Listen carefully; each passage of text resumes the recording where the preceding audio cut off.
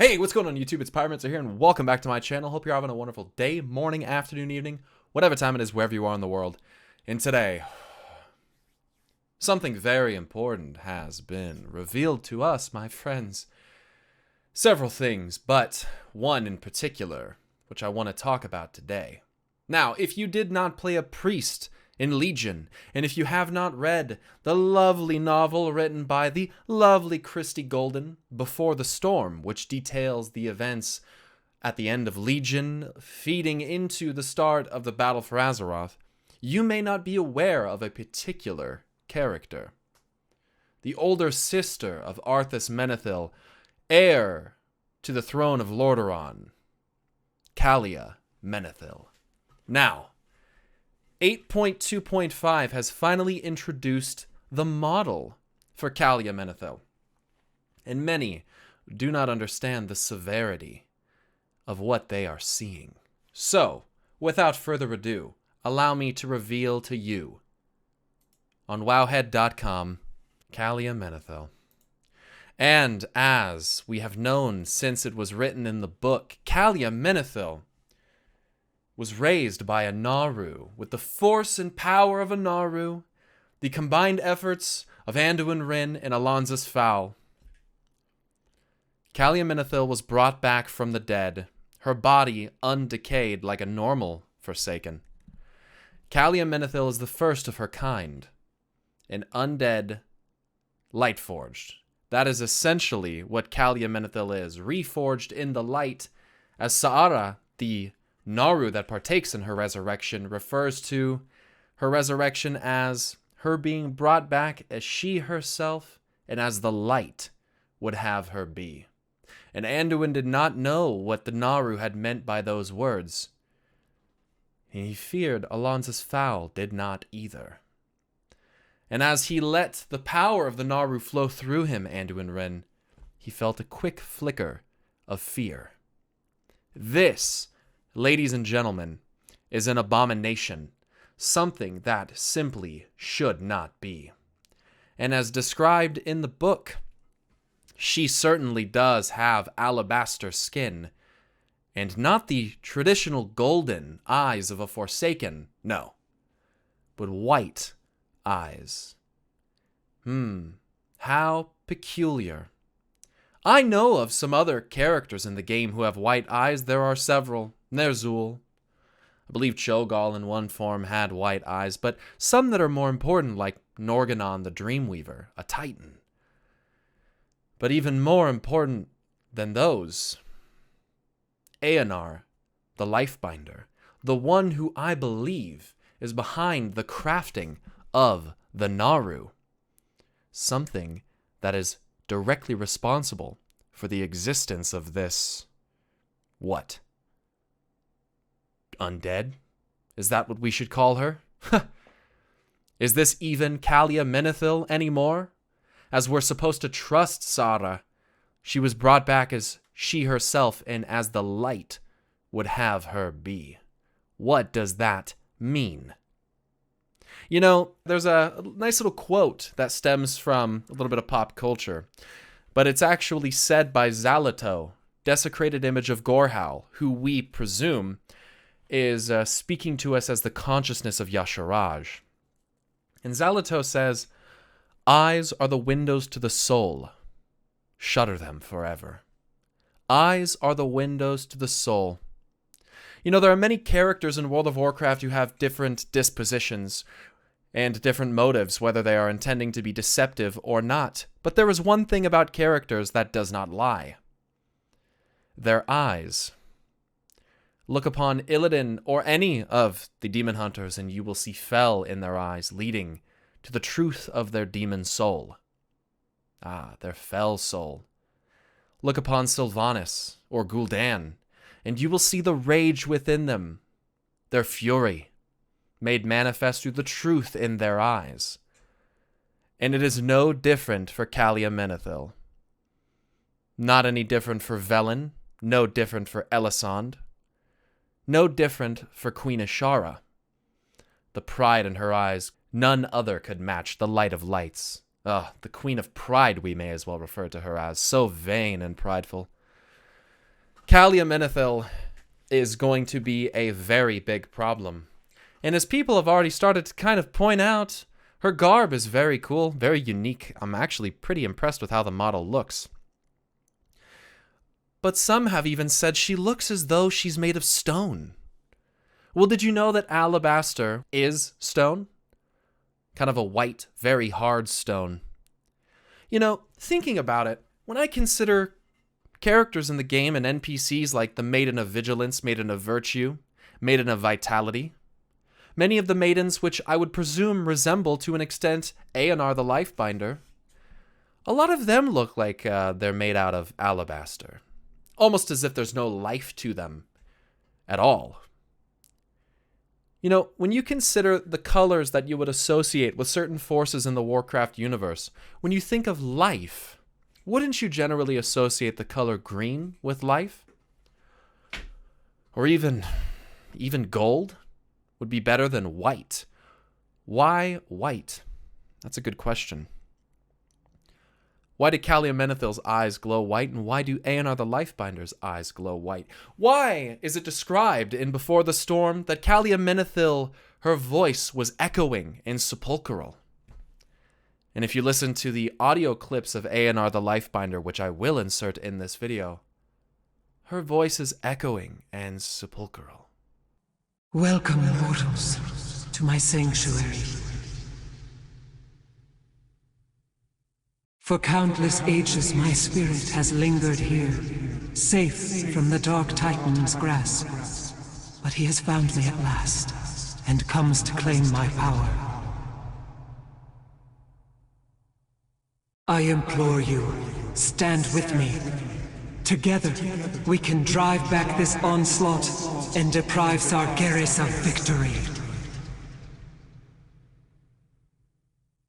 Time grows short. The enemy closes in. Approach me and stand ready, my children. The final battle is at hand. Begone, intruders! Back to your master! Feel the potency of life! Fear its power! Minions of darkness, you will know the might of a Titan! Victory is nigh, champions! Dispatch their remaining forces. I will see to their vessel myself. Your master has failed, demons. To the abyss with you! What I am getting at, ladies and gentlemen, is Calia Menethil is gone. And someone else has made her body a vessel. And this body, this vessel, will more than likely be used to influence a very important character. A young and impressionable boy. Anduin Wrynn. You see, Anduin Wrynn was introduced to Calia Menethil in Before the Storm. Perhaps I should just read to you about the resurrection of Calia Menethil. Do you suppose that you may enjoy that? Well, I think you may, so allow me to retrieve that. Allow me to just remove that from this stack of books that I certainly haven't read because I know nothing about the lore and am simply the Alex Jones of World of Warcraft. Let me move the Well of Eternity trilogy. In the Dawn of the Aspects... there it is. Before the Storm. Not riddled with notes or anything. It won't take me long to locate this particular passage because it is toward the end of the book. I'm not finding it as quickly as I thought that I would. Allow me to read to you from page 270 to page 273 or 4. This is after Calia Menethil's death at the hand of Sylvanas Windrunner, who, I believe out of fear, struck Calia Menethil, again, the older sister of ARTHAS Menethil, down in the field of Stromgarde. The next few days were a blur of regret, pain, and soul-searching for Anduin Wrynn. Genn, predictably, had been furious, but to Anduin's surprise, He had bitten his tongue when the young king walked through the gates of Stromgard carrying the body of Calia Menethil. Fowl was heartbroken, receiving the corpse of his beloved friend humbly from Anduin's arms, as stunned as Anduin had been at Calia's turn and riddled with remorse for not anticipating it. "I would never have brought her today if I had the slightest idea," he said. "I know," Anduin said. "Take her home, and I will do the same for my people. I'll come to the temple as soon as I can." It tore at him to see the people who had once been so full of hope look so shocked and devastated as they boarded the ships that had borne them to the Arathi highlands and its ghosts. Even those who had not parted well from their forsaken counterparts looked shaken. Anduin usually was able to find the right words at the right time, but now he found none. What could he tell them, really? How could he possibly comfort them? There was no easy, obvious road back from this, and so he retired to his cabin, deep in prayer for guidance. It came in the form of a knock on the door, and the appearance of an old friend. "I do not wish to disturb," Velen said. Anduin smiled wearily. "You never could," he said, and invited the Draenei inside. He offered some refreshment, but Velen declined gracefully. "I will not stay long," Velen said, "but I felt I should come." "You are king now. Not the youth I guided only but a few short years ago back on the Exodar, but I will always be there if you ever wish that wisdom the light sees fit for me to give you." Velen doubtless thought the reminder of Anduin's time among the Draenei would be comforting, but all Anduin can think of was how much he longed for those days, for that peace. And before he knew what was happening, he had blurted out, "I feel helpless, Velen. I promised my people a reunion with their loved ones. Instead, they watched them be slaughtered. I want to comfort them, but I have no words. I miss my time learning from you. I miss the Exodar.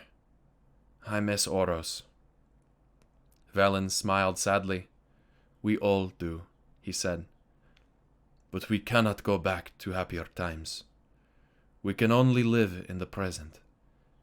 And right now, that present is painful. But we do have a way to be with the Naru. We are priests, Anduin, but we cannot heal others until we are ready to stand calm within ourselves. Go to the Netherlight Temple.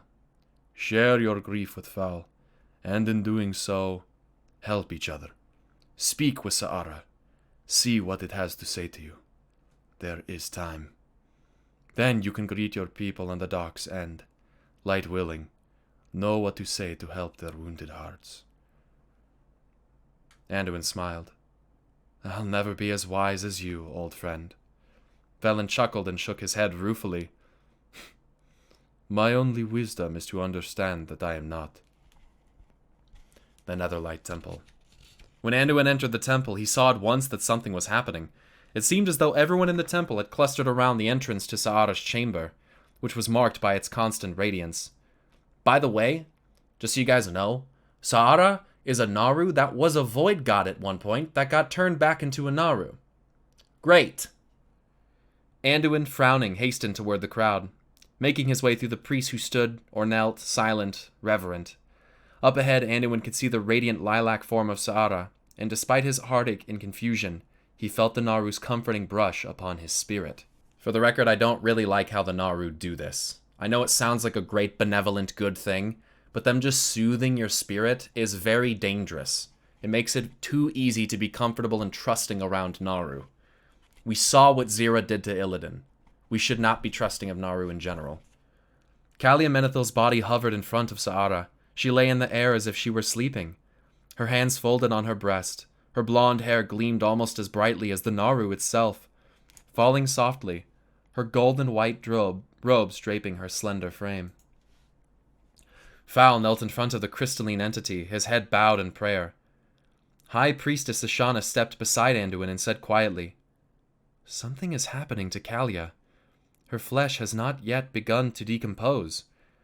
Fowl has been with her since he brought her here." The Draenei turned, looking down at Anduin, and said, "Saara told him to wait for you, my young king." Didn't realize she was Draenei, or I would have done the voice. A shiver ran down Anduin's spine, and he swallowed. He took a deep breath and stepped toward the Archbishop. "I'm here, Your Grace," he said quietly. "What would you have me do?" Fowl turned his face to Anduin's. "I'm not quite sure," he said. "But Sara was insistent that you were to be a part of this." And then Sara, who had been silent, spoke in their minds. "Calia would come to me when the dreams of what was past were too painful to endure," Sara said. "I cautioned her to have patience. There were things she had to do before the dreams would cease. Things she must understand. People who would need her help. And I assured her of this seemingly strange truth, that sometimes the most beautiful and important gifts come wrapped in pain and blood." The truth of those words hit Anduin's heart. Those were the gifts that no one ever wanted, that one would do anything not to have bestowed. But they were also indeed, as Sara said, beautiful and important. "There will be no more of those battles for her now. Calia Menethil will be freed from the pains of the living, from the nightmares that once rent her heart. She understood that those on the battlefield were her people, and she accepted that responsibility by giving her life to try to save them. Not human as they were when she was young, but forsaken as they were in that moment. Light and dark, forsaken priest and human priest, together you shall bring her back as the light, and she herself would have her be." Anduin's mouth was dry, and he trembled. He looked at Fowl, but the priest only nodded. They moved wordlessly to Calia's side, standing as she hovered in midair, and each of them took one of her small, pale hands. "Bring her back as the light, and she herself would have her be," Sa'ara had said. He didn't know what the Naru had meant by the words, and he suspected that Fowl didn't either. But somehow he knew. Calia did. Anduin felt the light come to him, warm and calming. It seeped through his body, soothing his spirit and his tumultuous mind. It was a familiar sensation, yet there was something different. He usually experienced the light's power flowing through him like a river, but now it seemed like a whole ocean was utilizing him as a vessel. Anduin felt a quick flicker of fear. Would he be able to contain and direct something this powerful? He anticipated that he would feel overwhelmed, stretched to his limit, but the tide of light that swept through him now was one that reinvigorated him, even as it asked him to be fully present, to give all of himself to that task ahead. "Yes," he said in his heart, "I will."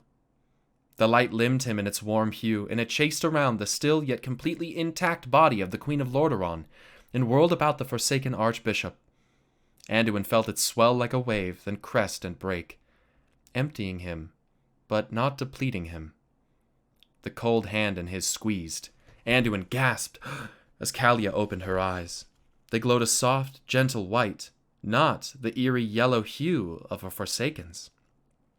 A smile curved a face that had no flush of life to it. Slowly her body tilted from horizontal to vertical, and her feet settled onto the stone floor. Calia Menethil was dead, but she lived. She was no mindless undead, but she was not Forsaken either. She had been raised by a human and a Forsaken, both using the power of the light, bathed in the radiance of a Naru. "Calia," said Fowl. His voice trembled. "Welcome back, dear girl. I didn't dare hope that you would return to us." "Someone once told me that hope is what you have when all other things have failed you," Calia said to him.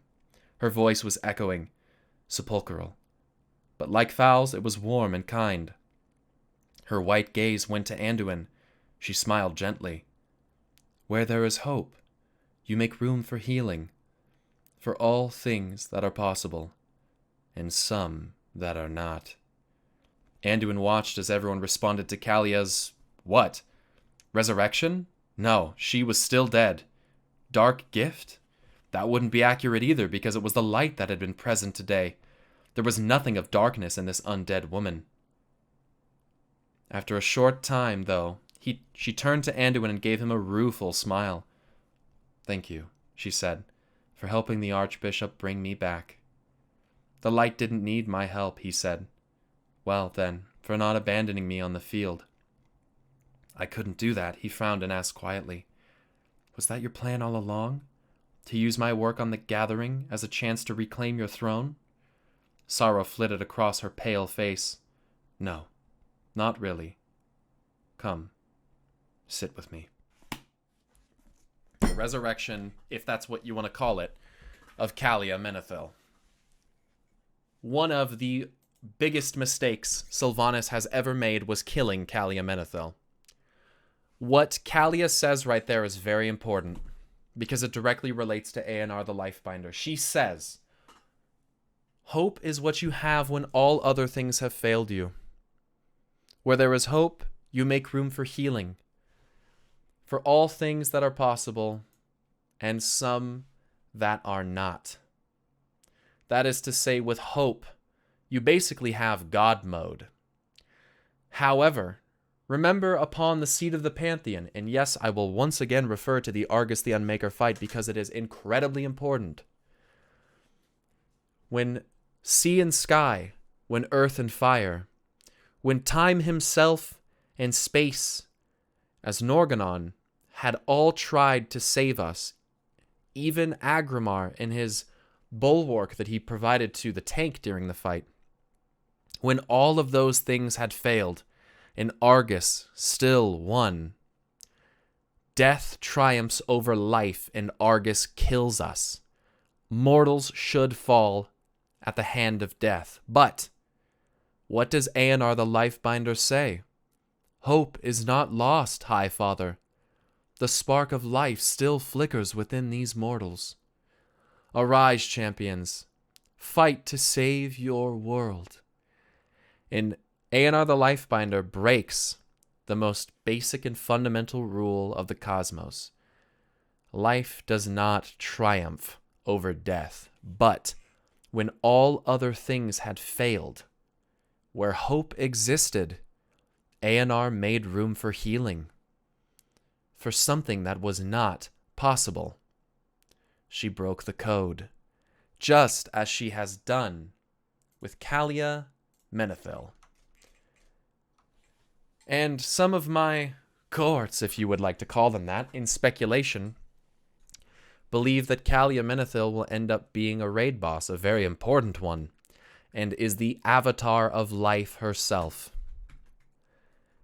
Now, as we finally get to look upon her form in the game as she would exist, her pale skin, her soft white eyes, and her uncanny resemblance to the maidens and even ANR herself as an alabaster-esque stone woman become very apparent. But even more so, they introduced the anniversary mount, the Deathwing one. So cool, isn't it? The Worldbreaker mount. Very happy with this one. But they introduced other mounts, and they are the Alabaster Storm Talon and the Alabaster Thunderwing. And they have alabaster stone-like skin, just like Calia Menethil does. Perhaps that is merely a coincidence, but I don't tend to agree. This is bad. And it's so fitting because I believe that ANR the Lifebinder is a usurper goddess, like Isis, so to speak, commandeering and stealing the power of Ra, the god of light. In the Egyptian mythos, ANR the Lifebinder is simply life. She is not creation. She is not the conduit from which all is born. She is not the mother of all. As we are referred to children of Azeroth, ANR insists that we are her children. ANR the Lifebinder, I believe, is trying to usurp the power of creation from Azeroth and become creation. She's trying to steal a role of a goddess that is not hers to wield.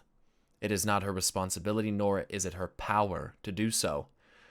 And just like Calia Menethil, as identified in this very same book Before the Storm, planned to usurp the Forsaken from Sylvanas, she is recognized directly as a usurper in this book.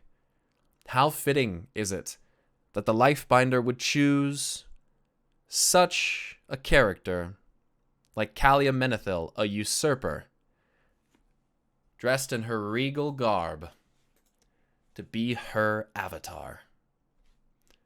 It could not be any more fitting.